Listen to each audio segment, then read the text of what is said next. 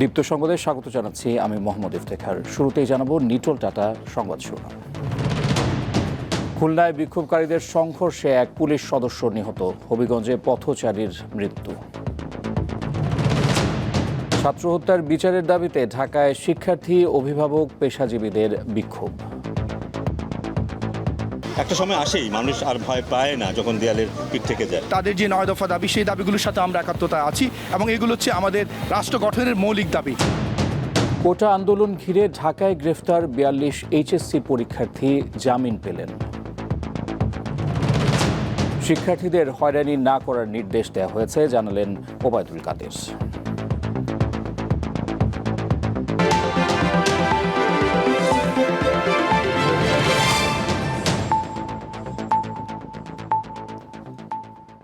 কোটা আন্দোলন ঘিরে সৃষ্ট পরিস্থিতির পরিপ্রেক্ষিতে আজ দেশের বিভিন্ন স্থানে বিক্ষোভকারীদের সঙ্গে পুলিশের সংঘর্ষের ঘটনা ঘটেছে।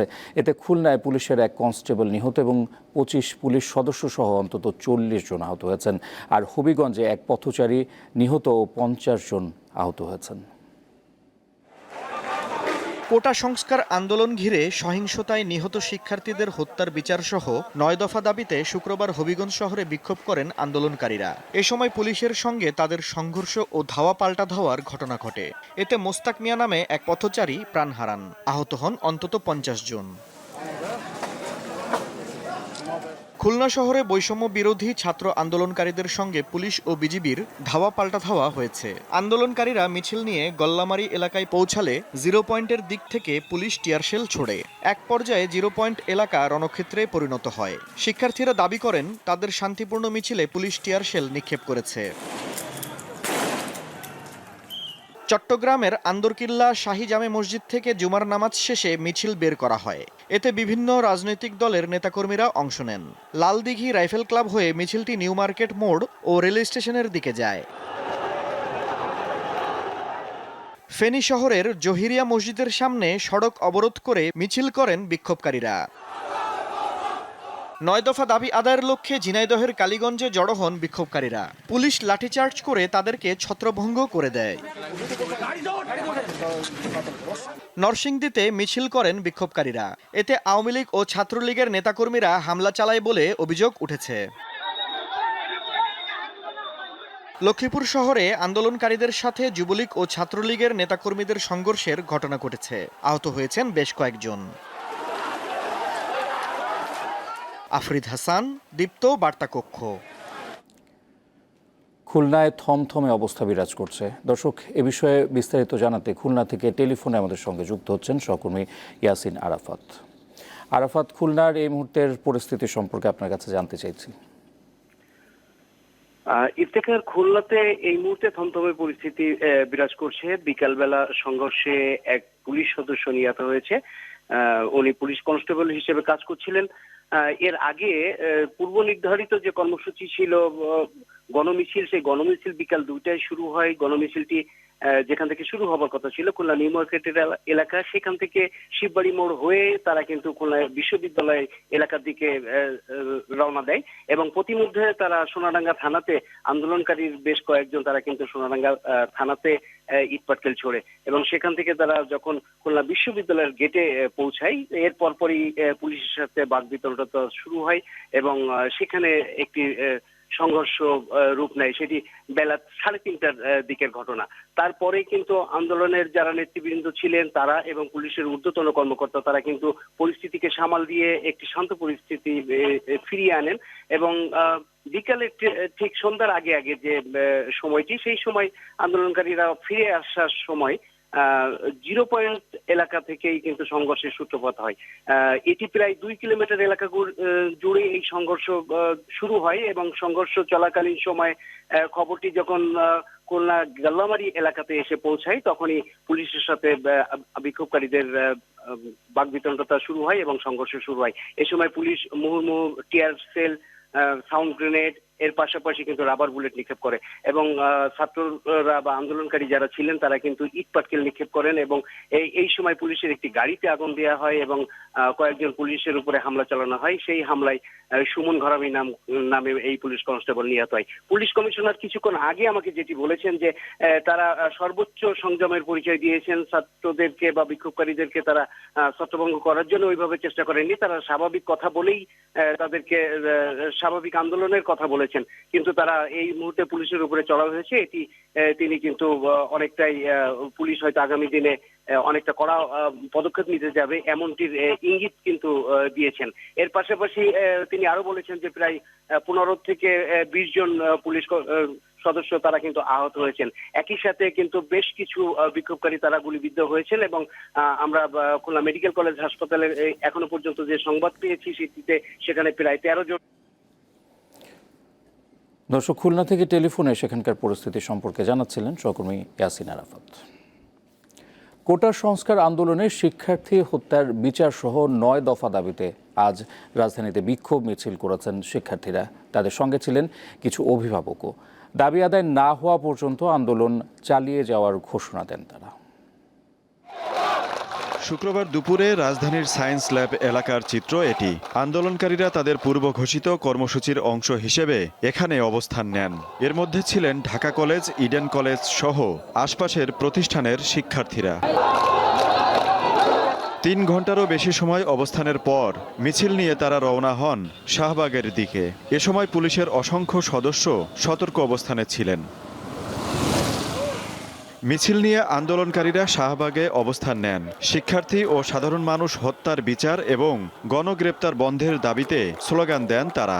এই কর্মসূচিতে অনেক অভিভাবকও অংশ নেন। 9 দফা দাবির সাথে সংহতি প্রকাশ করার জন্য আমরা আসছি।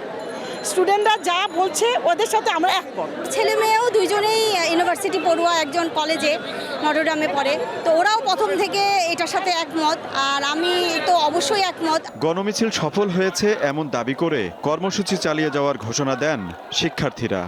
সকল শ্রেণী পেশার মানুষের উপরে হামলার প্রতিবাদে এবং ছাত্র সমাজের 9 দফা দাবি আদায়ের লক্ষ্যে আজকের যে গণমিছিল, সেই গণমিছিল এখানে সমাপ্ত ঘোষণা করা হলো। পরে তারা শাহবাগ ছেড়ে যান।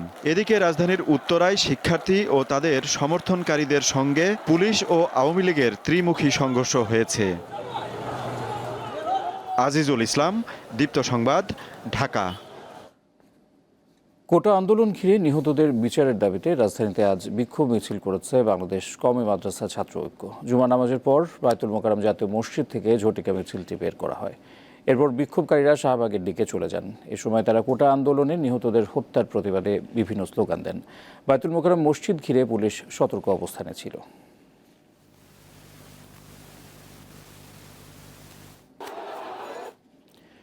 শিক্ষার্থীদের 9 দফা দাবির সঙ্গে একাত্মতা প্রকাশ করেছেন পেশাজীবীরা।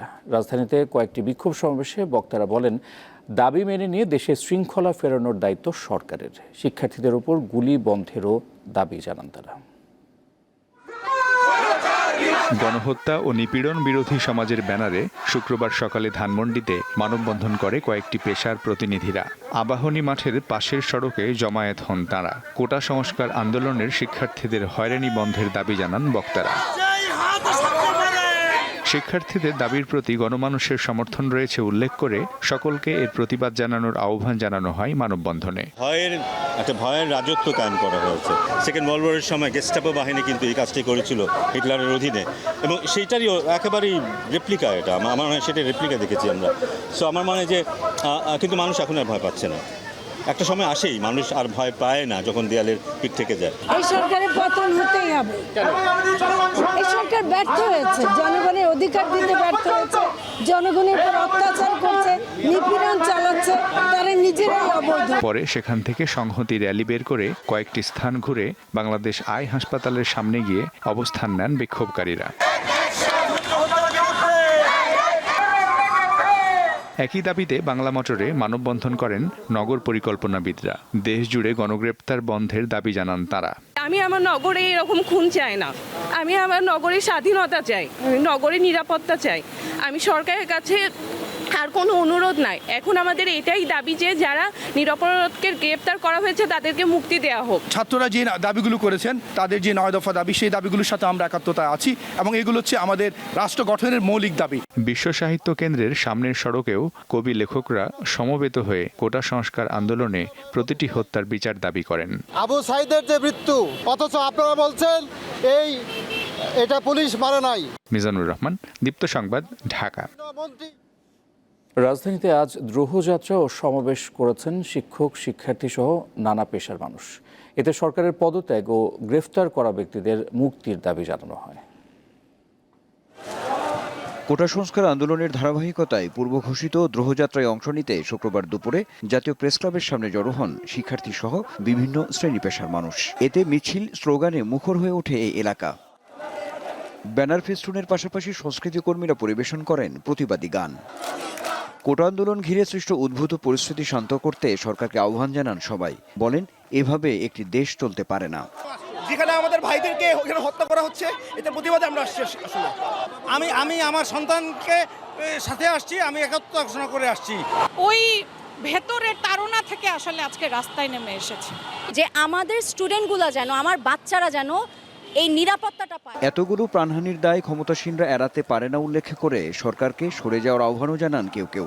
একটা ছেলের লাশ সাজোয়াজান থেকে নিয়ে যাওয়ায় হিচড়ে টেনে নেওয়া দেখেছি আমরা, মুগ্ধের চেহারা দেখেছি আমরা, শিশুদের মৃত্যু দেখেছি।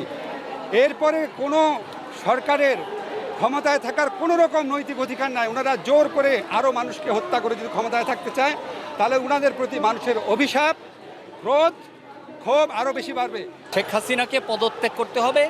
আর দ্বিতীয় কথা হচ্ছে, পদত্যাগ করার পূর্বে এই মুহূর্তেই সকল সেনাবাহিনীকে ব্যারাকে ফিরিয়ে নিয়ে যেতে হবে, বিডিআরদেরকে সীমান্তে পাঠিয়ে দিতে হবে।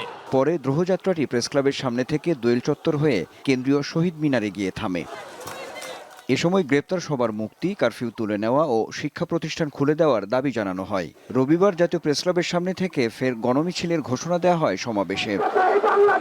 আনোয়ার হোসেন, দীপ্ত সংবাদ, ঢাকা।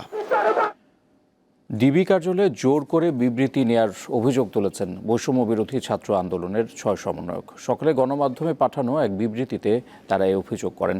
বিবৃতিতে বলা হয়, মূলত আন্দোলন ও নেতৃত্বকে ছত্রভঙ্গ করতেই 19 জুলাই থেকে বৈষম্য বিরোধী ছাত্র আন্দোলনের সমন্বয়কদের গুম, গ্রেফতার, নির্যাতন ও হয়রানি করা হচ্ছে।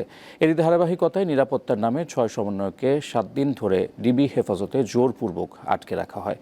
আন্দোলন প্রত্যাহার করে ডিবি অফিসে রেকর্ডকৃত ও গণমাধ্যমে প্রচারিত ভিডিও বার্তাটি স্বেচ্ছায় দেওয়া হয়নি বলেও বিবৃতিতে উল্লেখ করা হয়।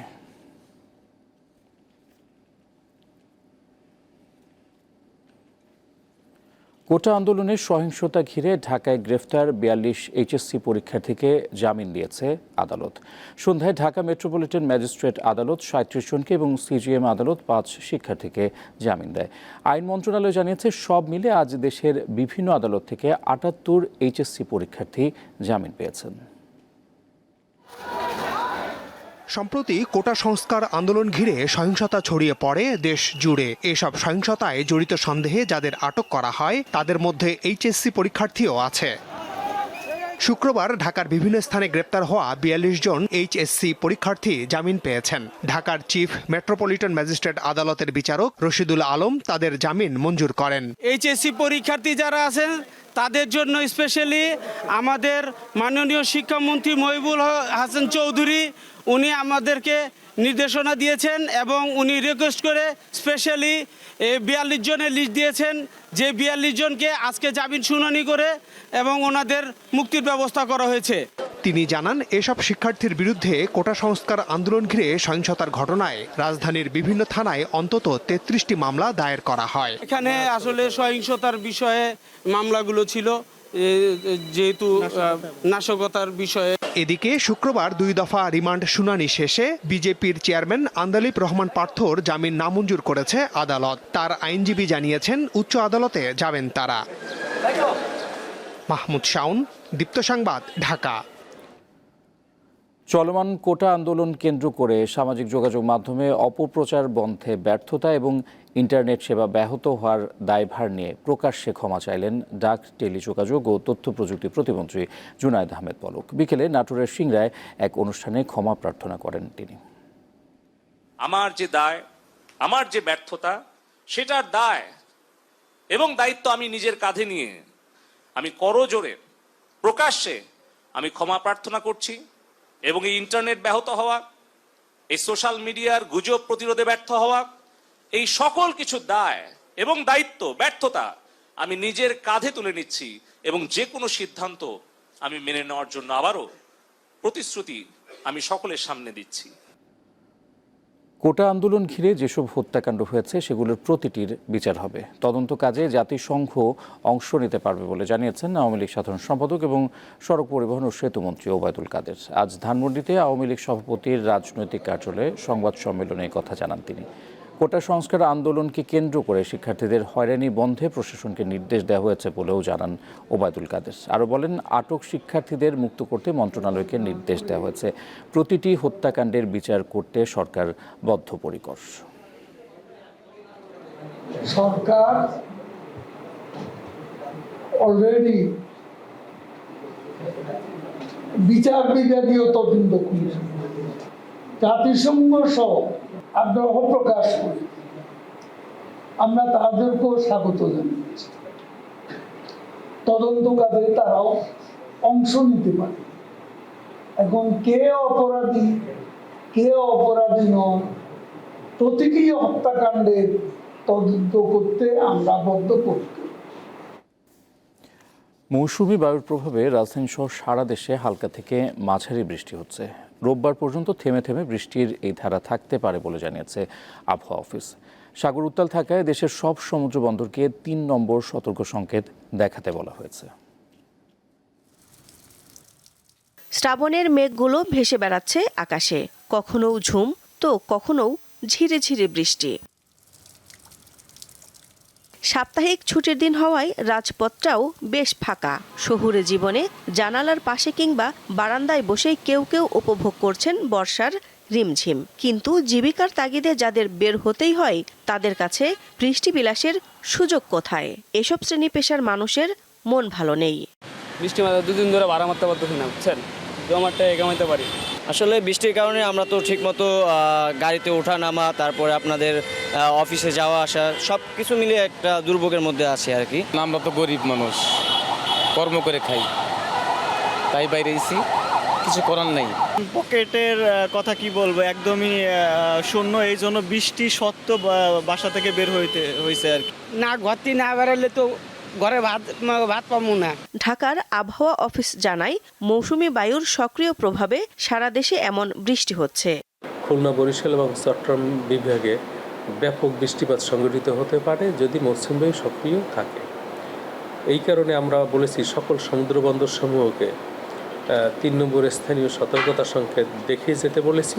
আগামীকাল সকাল থেকে 4 তারিখ সন্ধ্যা পর্যন্ত বৃষ্টিপাতের তীব্রতা অনেকটাই কম থাকবে, কিন্তু 5 তারিখ থেকে আবার বৃষ্টিপাতের তীব্রতা বৃদ্ধি পেতে পারে। ভারী থেকে অতি ভারী বৃষ্টির ফলে চট্টগ্রামে পাহাড় ধসের সতর্কতা জানান এ আবহাওয়াবিদ। এই অতি ভারী বৃষ্টিপাতের কারণে চট্টগ্রামের পাহাড়ি এলাকায় ভূমিধসের সম্ভাবনা রয়েছে এবং কখনো কখনো যদি স্থানীয়ভাবে বজ্রমেঘ তৈরি হয়, এই বৃষ্টিপাতের সাথে বজ্রপাতেরও সম্ভাবনা থাকে। উত্তর বঙ্গোপসাগরে অবস্থানরত মাছ ধরার নৌকা ও ট্রলারসমূহকে পরবর্তী নির্দেশ না দেওয়া পর্যন্ত উপকূলের কাছাকাছি থেকে সাবধানে চলাচল করতে বলা হয়েছে। দিলশা দানি, দীপ্ত সংবাদ, ঢাকা। ঢাকার বাজারে চালের দাম বাড়তে শুরু করেছে। প্রকারভেদে কেজিতে 2 থেকে 5 টাকা পর্যন্ত বেড়েছে। তবে স্থিতিশীল রয়েছে সবজির বাজার। সরবরাহ সংকটের অজুহাত দেখে কিছু অসাধু দোকানি বেশি দামে ভোজ্য তেল বিক্রি করছেন। দুমুঠো ভাতের জোগান যাদের জন্য কষ্টসাধ্য, তাদের সেই কষ্টের বোঝাটা আরো ভারী হতে বসেছে। শুক্রবার রাজধানীর কারওয়ান বাজার ঘুরে দেখা যায় বেশিরভাগ চালের দামই বেড়েছে। মিনিকে কেজি প্রতি 70 থেকে 80 টাকা, আঠাশ 55 থেকে 60 ও নাজির শাইল 80 থেকে 90 টাকায় বিক্রি হচ্ছে। মোটা চালের দাম এক লাফে বেড়েছে কেজি প্রতি প্রায় 10 টাকা। মিনিকের ইয়েতে বাড়ছে এগুলা 3 থেকে 4 টাকা, আর হলো আঠাশে বাড়ছে প্রায় 4 থেকে 5 টাকা, নাজির শাইলে 3 টাকা বাড়ছে। যে মোটা চালটা ছিল 46 টাকা, ওই মোটা চালটা এখন 54 থেকে 55 টাকা। মুনাফা নেওয়ার জন্য যতটুকু মিথ্যা কথা বলা লাগে, বলা লাগে, এই জন্য বলে। ঠিক আছে, আসলে দেশে কোনো ঘাটতি নেই, প্রচুর মজুদ আছে চাউলের। সপ্তাহের ব্যবধানে কেজিতে ৫ টাকা বেড়েছে চিনির দাম। সয়াবিন তেলের দাম বাড়ানোর কোনো ঘোষণা বা সিদ্ধান্ত না আসলেও অনেক দোকানই ৫ টাকা বেশিতে বিক্রি করছেন। বাজারটা একটু বেশি আছে, যেমন তেল আছে, চিনি আছে, দাম একটু বেশি। ১২৫ টাকা, ৩০ টাকা চিনি, ১৩৫। তেলের দাম বাড়ার এটা তো আরো ২ সপ্তাহ আগে থেকে আমরা ইঙ্গিত পাইছি বাড়বে। বৃষ্টির কারণে বাজারে ক্রেতার সংখ্যা কম থাকলেও যারা প্রয়োজনে এসেছেন বৃষ্টিতে বিপাকে পড়েন। তবে সবজির দামে কিছুটা স্বস্তি তাদের। সবজির দাম অনেক কম, অনেক। কচুরমুখী ৫০ টাকা, ৪০ টাকা। বৃষ্টির কারণে হয়তো এরা তাড়াতাড়ি বিক্রি করতেছে বা কাস্টমার পাবে না। দীর্ঘদিন ধরে মাছের বাজারে যেন আগুন লাগা অবস্থা, এখনো সেই অবস্থা চলছে বলে দাবি ক্রেতাদের। মাছের দাম তুলনামূলকভাবে বেশি আর কি। এই যে বাইল্লা মাছ, দেশি নদীর, পদ্মা নদীর মাছ, আপনি ১২৫০ টাকা কেজি। দাম হইলে তো মনে করেন আমাদের পক্ষে আর মাছ কিনা খাওয়া সম্ভব হবে না। আগের দামেই বিক্রি হচ্ছে গরু ও খাসির মাংস। স্বস্তিকা সিংহ, দীপ্ত সংবাদ, ঢাকা। কাতারের দোহায় রাজকীয় কবরস্থানে চিরনিদ্রায় শায়িত হলেন হামাস প্রধান ইসমাইল হানিয়া। এর আগে দোহার ইমাম মোহাম্মদ ইবনে আবদ আল ওয়াহাব মসজিদে হানিয়ার দ্বিতীয় জানাজা সম্পন্ন হয়। জুমার নামাজের পরেই জানাজা অনুষ্ঠিত হয়। জানাজা শেষে মসজিদের সামনে হানিয়াকে শেষ শ্রদ্ধা জানায় সর্বস্তরের মানুষ। হাজার হাজার মানুষ হানিয়ার জানাজায় অংশ নেয়। বিভিন্ন দেশ, বিশেষ করে মুসলিম প্রধান দেশগুলো থেকে কয়েক ডজন রাষ্ট্রীয় অতিথি উপস্থিত ছিলেন। এছাড়া ফাতা ও ইসলামিক জিহাদ সহ ফিলিস্তিনের রাজনৈতিক দলগুলোর নেতারাও জানাজায় উপস্থিত ছিলেন। বৃহস্পতিবার ইরানের সর্বোচ্চ ধর্মীয় নেতা আয়াতুল্লাহ আলী খামেনির ইমামতিতে ইসমাইল হানিয়ার প্রথম জানাজা সম্পন্ন হয় তেহরানে। আল্লাহু আকবার। খেলার খবর। প্যারিস অলিম্পিকে ছেলেদের ফুটবলের কোয়ার্টার ফাইনালে আজ রাত ১টায় মুখোমুখি হবে ফ্রান্স আর্জেন্টিনা। ২ বছর আগে কাতারে অনুষ্ঠিত ফিফা বিশ্বকাপ ফাইনালে আর্জেন্টিনার কাছে হেরে টানা দ্বিতীয়বার শিরোপা থেকে বঞ্চিত হয় ফ্রান্স। এছাড়া গত মাসে কোপা আমেরিকা ফাইনালের পর ফরাসিদের নিয়ে আর্জেন্টাইনরা যে দৃষ্টিকটু আচরণ করেছিল তার প্রতিশোধের অপেক্ষাতেই এখন ফরাসিরা। যদিও জাতীয় দল নয়, অনূর্ধ্ব ২৩ দলকে দিয়েই সেই ক্ষত সারাতে চাইবে ফ্রান্স। অন্যদিকে সবশেষ কোপা আমেরিকা জয়ের পর অলিম্পিকের শুরুতে হোঁচট খেলেও দুর্দান্তভাবে ঘুরে দাঁড়িয়ে কোয়ার্টারে এসেছে আলবিসেলেস্তেরা। এবার প্রথম অলিম্পিকের শিরোপা ঘরে তোলাতেই চোখ থাকবে বর্তমান বিশ্ব চ্যাম্পিয়নদের। আর এর সঙ্গে শেষ করছি দীপ্ত সংবাদ। যাওয়ার আগে নিটোল টাটা শিরোনামগুলো জানিয়ে দিব আরও একবার। খুলনায় বিক্ষোভকারীদের সংঘর্ষে এক পুলিশ সদস্য নিহত, হবিগঞ্জে পথচারীর মৃত্যু। ছাত্র হত্যার বিচারের দাবিতে ঢাকায় শিক্ষার্থী, অভিভাবক, পেশাজীবীদের বিক্ষোভ।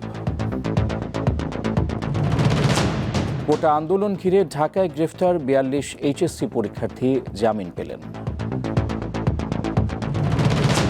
শিক্ষার্থীদের হয়রানি না করার নির্দেশ দেওয়া হয়েছে, জানালেন ওবায়দুল কাদের।